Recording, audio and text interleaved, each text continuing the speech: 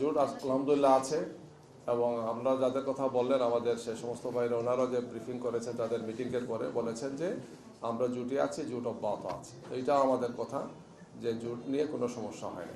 জোট ঠিক আছে, জোট নিয়ে কোনো সমস্যা নাই। যে কারণে স্থগিত করা হয়েছে সেটা আমরা আবারও বলবো ইনশাআল্লাহ।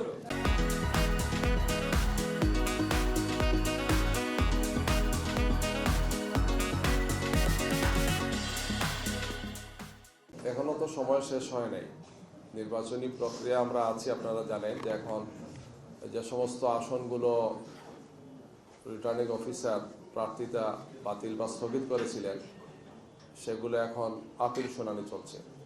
কিছু কিছু আছে নির্বাচন কমিশনে আপিল শুনানি হচ্ছে, আর 2-1টা মামলা এখন হাইকোর্টে গেছে 3rd স্টেপে। এরপরে আরেকটা স্টেপ আছে 4th স্টেপ। সুতরাং নির্বাচনী প্রক্রিয়ার এখনো অনেকগুলো ধাপ বাকি আছে। 20 তারিখ হচ্ছে প্রার্থিতা প্রত্যাহারের সর্বশেষ দিন, আর 21 তারিখ হচ্ছে স্ব প্রার্থীকে প্রতীক বরাতে। 22 তারিখ থেকে আমাদের নির্বাচনী কার্যক্রম আরপি অনুযায়ী আমরা আরম্ভ করবো ইনশাআল্লাহ। এই জন্য এর মধ্যে ইনশাআল্লাহ আমাদের যে আলোচনাগুলো আছে, যে সমস্ত আসন নিয়ে আমাদের সমঝোতার বিষয়গুলো আমরা এখনো কনফার্ম করতে পারিনি। ইনশাআল্লাহ সেটা আপনারা জেনে যাবেন 2-1 দিনের মধ্যে, সেটা ফাইনাল হয়ে যাবে ইনশাআল্লাহ। এই টিকে রাখার জন্য জামাতের পক্ষ থেকে কতটুকু ছাড় দেব? কারণ আপনারা বলছেন ছাড় দিবেন, যে আপনাদের দিকে আঙুল উঠছে যে আপনারা ছাড় দিচ্ছেন না, যতগুলো আসন ততগুলো দিচ্ছেন না, কমে যাচ্ছে।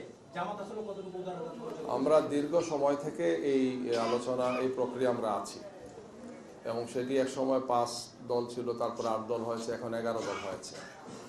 আমরা এই দলগুলো মিলে দীর্ঘ প্রায় 3 মাসের মতো বিভিন্ন কর্মসূচি দিয়ে ময়দানে আমরা ছিলাম।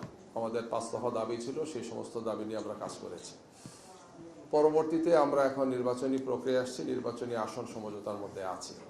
দীর্ঘ এই সময় আমাদের মধ্যে অত্যন্ত সৌহার্দ্যপূর্ণ সম্পর্ক ছিল, এবং এখন যেটা অব্যাহত আছে। আসন সমঝোতা একটা বাস্তবিক একটা অনেক বড় বিষয়।